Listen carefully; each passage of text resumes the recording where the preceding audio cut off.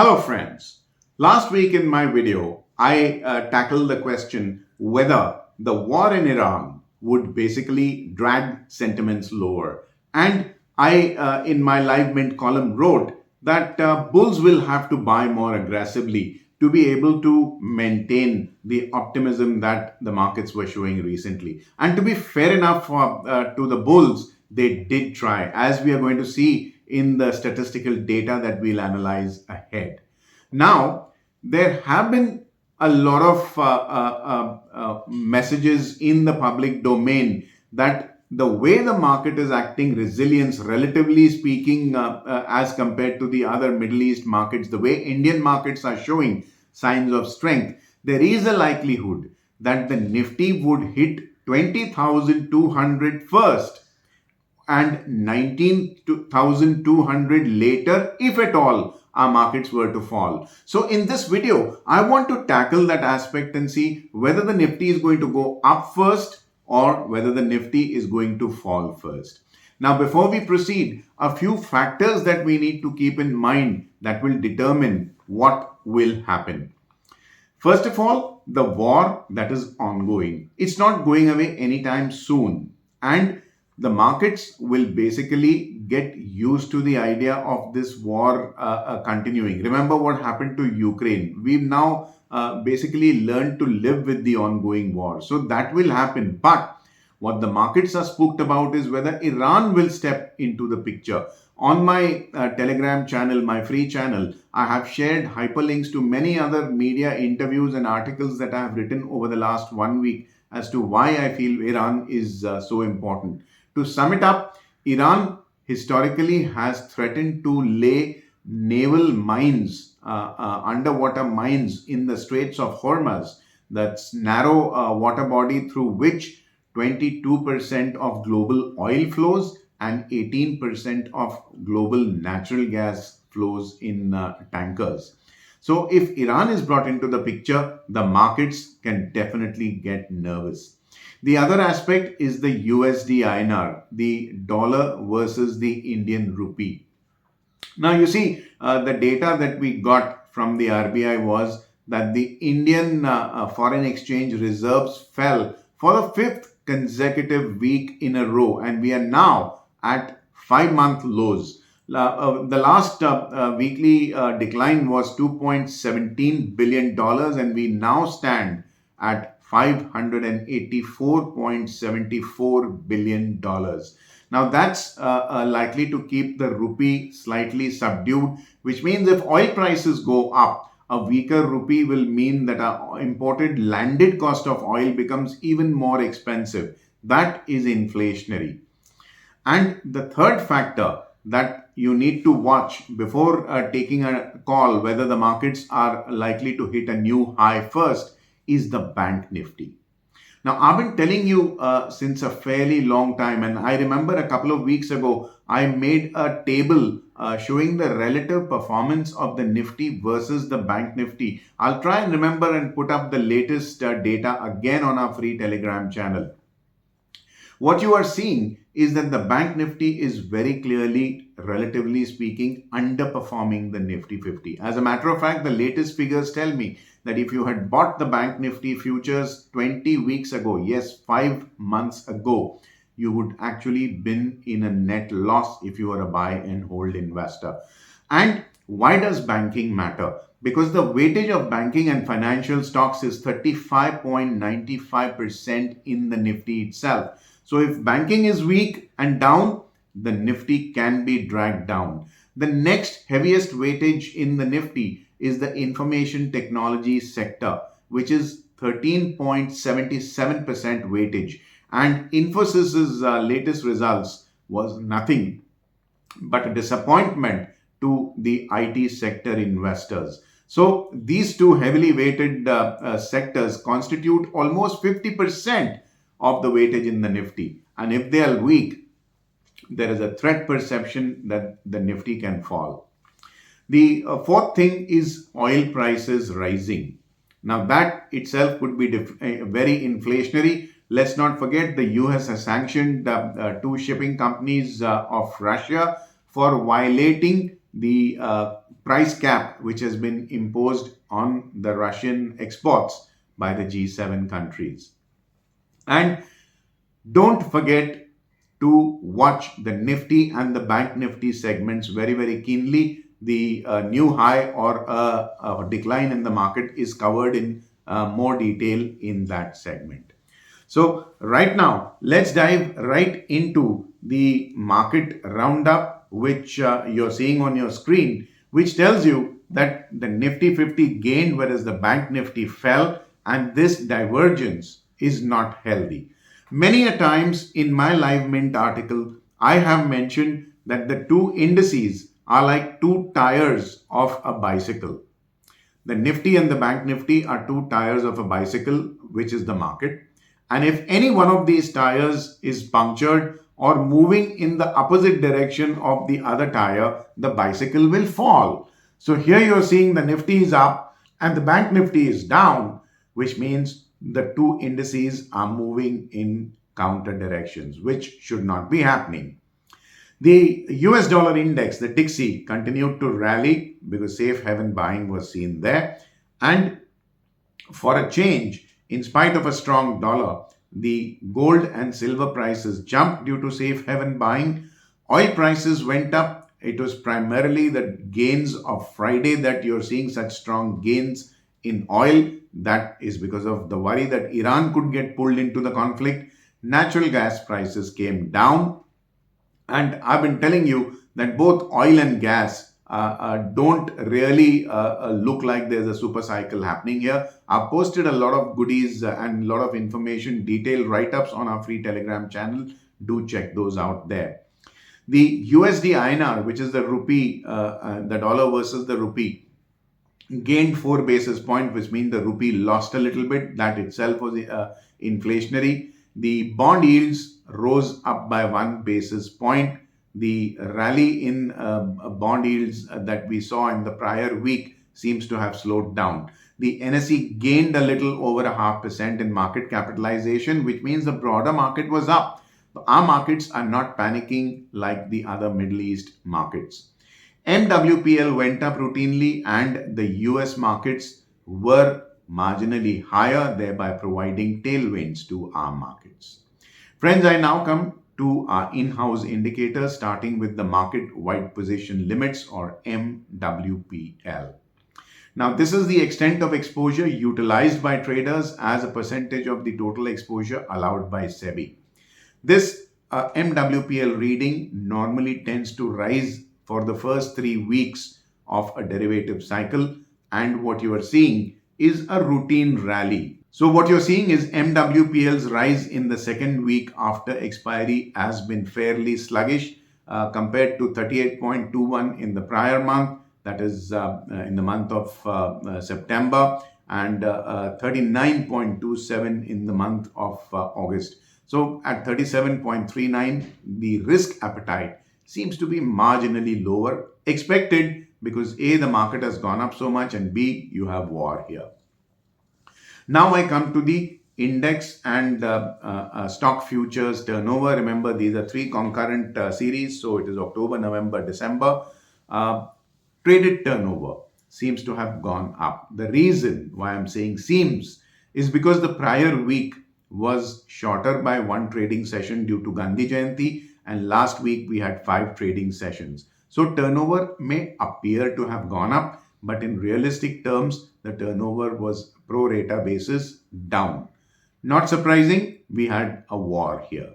Now for the NSE advanced decline ratio. This measures the number of shares gaining versus the number of shares falling. This tells you about the buying conviction, and it's an average of all 5 trading sessions of the week. The red line shows the Nifty, which gained 0.5%, and the blue line is the advanced decline ratio, which has climbed to 1.80 as compared to 1.17 in the week prior. So for every 100 shares falling, there were 180 shares rising. Will this advanced decline ratio last? I think it's very difficult to maintain this momentum of buying, and therefore it is possible that the advanced decline ratio ease off a little bit. I'm not saying that the market will fall because the advanced decline ratio will fall. It's just that the conviction levels of buying might just ease a little bit. Now I come to the Nifty and Bank Nifty prompt futures basis. Now basis is nothing but the discount or premium enjoyed by futures over spot. It tells you the risk appetite.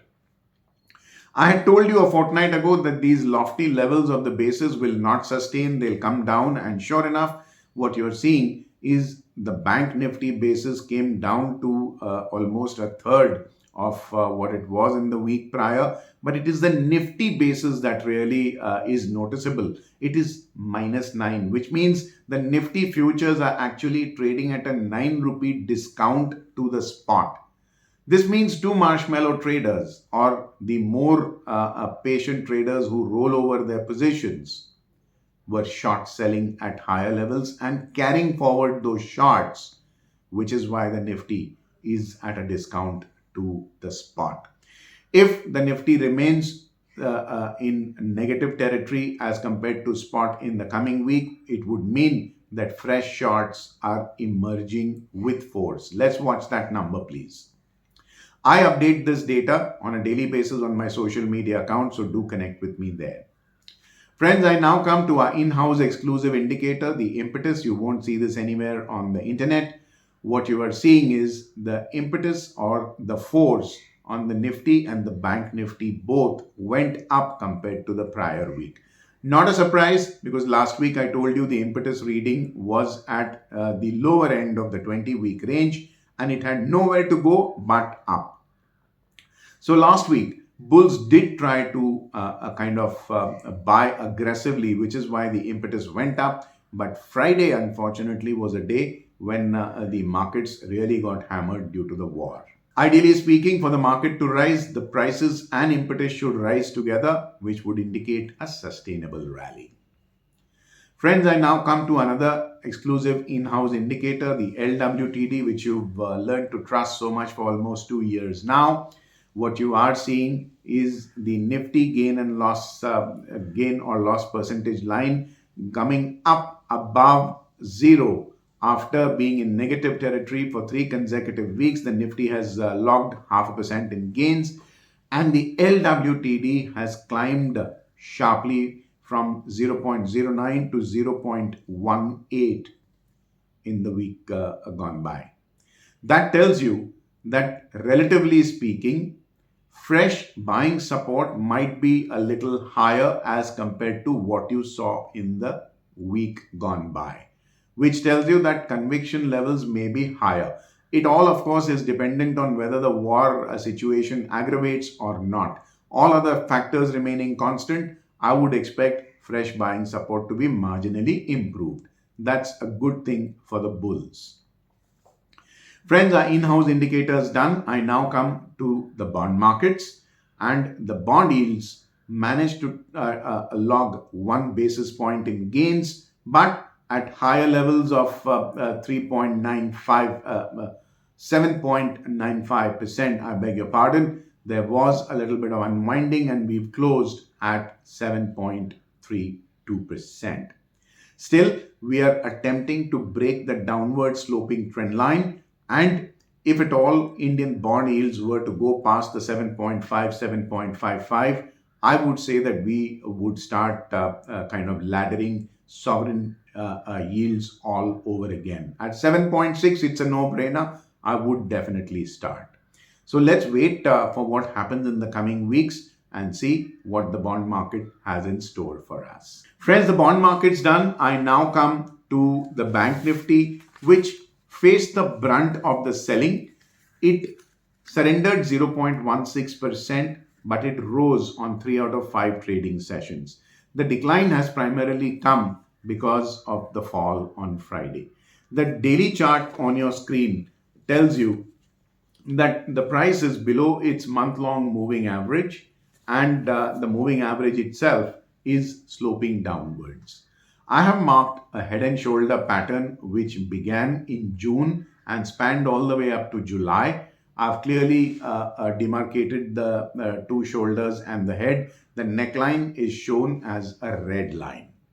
Now, another head and shoulder pattern may be forming. Why am I saying may be forming? because the right hand side shoulder is not yet confirmed. The neckline may be forming, if at all it is a head and shoulder, the neckline may be forming, which is shown as a blue solid line, which is why there is a question mark ahead of after the head and shoulder markings there. If at all this level of 43,700 odd is violated, the head and shoulder factor would be confirmed, and in that case the bank nifty would fall. And let's not forget, 35.95% weightage in the nifty is banking and finance, and therefore it could drag the nifty 50. Be very careful out there. Also, the price, like I said, is below its month-long moving average, and in relative comparison, the bank nifty appears to be weaker than the nifty 50. Let's now go to the weekly chart, which on your screen tells you that the bank nifty is exhibiting a rising wedge pattern. Now, this wedge pattern basically tells you that the peaks are getting shallower, are getting smaller, which is why the two lines appear to be headed towards convergence. The red color horizontal trend line marks double bottoms that are formed on the bank nifty. Now, this is more or less at 43,345 levels. This is a level which you should watch very, very keenly. If at all the bank nifty falls and trades below 43,345 levels, I think bulls are in somewhat of a soup. And the price is just about at the 25-week exponential moving average. Unfortunately, it's not displayed in the chart, but it is just about there, which means the medium-term outlook is turning cautious. Buy and hold investors are seeing their break-even prices approaching, and they might be just a little sweaty under the collar. Now, that is one reason why the Nifty is cautious. Do remember, the banking space has a weightage of 35.95% in the Nifty 50. Friends, in the week before last, the Bank Nifty was number 8 on most volatile counters list as per statistical beta that we maintain in-house.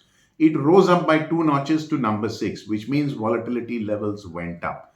Volatility means challenge for the retail investor and trader, and therefore the challenge level rose. Last week, I advocated an expected range between 45,450 on the upside and 43,275 on the downside, which held perfectly well. In the coming week, I estimate a range between 45,375 on the upside and 43,200 on the downside.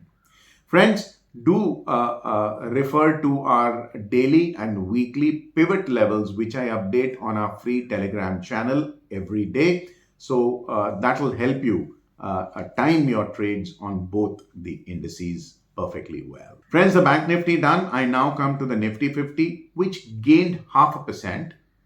It rose on 2 out of 5 trading sessions, as you would see on the daily chart on your screen. The price is marginally above its month-long moving average, which itself is sloping upward. So relatively speaking, this index appears to be better than the Bank Nifty. The 19,224 swing low support level, which is indicated as a green color horizontal trend line, is still holding. We've not even come close to that level, and that is the low point of the flag formation. Unless that is breached, I think the bulls still have a chance. The weekly chart of the Nifty 50 shows that the candle formed last week was relatively bigger, and the price is very comfortably above its 25-week exponential moving average, which means the medium-term outlook is positive for now. The average itself is in an upward direction, so buy and hold investors are relatively speaking better off in the Nifty 50 as compared to the Bank Nifty. Friends, in the week before last, this index was number 16 on our most volatile counters list based on statistical beta rankings. It jumped 7 notches to number 9, which means volatility really picked up on the Nifty 50, which means challenge levels for the retail traders has gone up. Let's be careful out there. Let's not forget that a war and oil are factors that will keep Nifty on the tenterhooks. Last week, I advocated an estimated range between 20,000 and 25 on the upside and 19,300 on the downside, which held perfectly well. In the coming week, I estimate a range of 20,125 on the upside and 19,350 on the downside. Please keep an eye on the Bank Nifty, even if you're trading the Nifty 50, for the sheer 35.95% weightage of the banking and finance sector in the Nifty 50. And also refer to our pivot levels, which are updated on our free Telegram channel. Friends, I now come to the last bit of statistical analysis in this video, wherein I estimate the retail segment's risk appetite based on the turnover contribution of the four segments in the market. As you can see on the daily chart on your screen, the index futures, which are shown as a blue line, contributed no change to the total percentage turnover in the F&O segment in the market. Stock futures, which are shown as a red line, saw their contribution go up by 2 basis points. And stock futures are, relatively speaking, higher in volatility and also demand higher capital by way of span margins, mark-to-market margins compared to the index futures. Therefore, risk appetite does seem to have gone up. The index options turnover went down. Now, index options are shown as an army green line. These are the least volatile instrument and demand the least amount of capital requirement by way of premiums and margins. Stock options turnover, now this is indicated as a purple line, went up pretty sharply and smartly. And these are more volatile compared to index options. They also demand a higher degree of premium and the span margins for option writers. So net, what you are seeing is that stock futures and stock options turnover has gone up, whereas index futures and index options turnover has come down. The riskier instruments were in favor last week. That means risk appetite was higher. Bulls were, at least the intraday traders, not the MWPL 2 Marshmallow traders. The Marshmallow theory is in the description and pinned comment below this video. So the 2 Marshmallow traders may have been sluggish, but the 1 Marshmallow traders, the intraday traders, were definitely trying hard to support the market. Now, friends, I come to the segment of what I would do in the coming week. First of all, I would trade light. This is war. There is no shame. Banking and other interest rate sensitives will remain volatile, as I have been writing very often on our free Telegram channel. Interest rate sensitives are those stocks that are either very high in debt or they depend a lot on EMI-based sales for majority of their turnover, or they are dealing in money, say banks, NBFCs, etc. Since price volatility will be higher in these interest rate sensitives, I will seek trading opportunities in either direction. Base metal prices are appearing weak. Remember, copper is down below 700 rupees on the multi-commodity exchange, and aluminium prices also appear lower, so are zinc. So I think metal stocks might just come under a little bit of a pressure. So will oil marketing company, which is due to the rising oil prices. And since prices at the petrol pump aren't rising as fast or at all, even though prices in the international markets have risen, OMC or oil marketing company stocks might come under pressure. Gold and silver are exhibiting strong safe haven buying for now, which will change as the news changes every day. But as you know me long enough, I have been telling you that a certain amount of allocation of your portfolio must always be there in bullion to beat inflation and the rampant currency printing which has taken place after COVID. Now, oil prices will depend on the news. If Iran does not come into the picture, I expect oil prices to slowly stabilize and then come down. If Iran does come into the picture, it will spike and then come down. No super cycle still. Gas prices will depend on which way the workers and the union management, workers and the plant management and Chevron's plant in Australia decide to amicably settle their disputes, which has a fairly good probability of getting settled. It's now time to play safe, like I said, smaller exposure, and keep your tail risk hedges in place in the option segment. I thank you for your patience for being with me in this video. Before I sign off from this video, a reminder to subscribe to my channel if you haven't already done so. Click on the bell icon to receive instant alerts about fresh videos being put up out here. In the comment segment, do let me know what you think about my work and provide your feedback.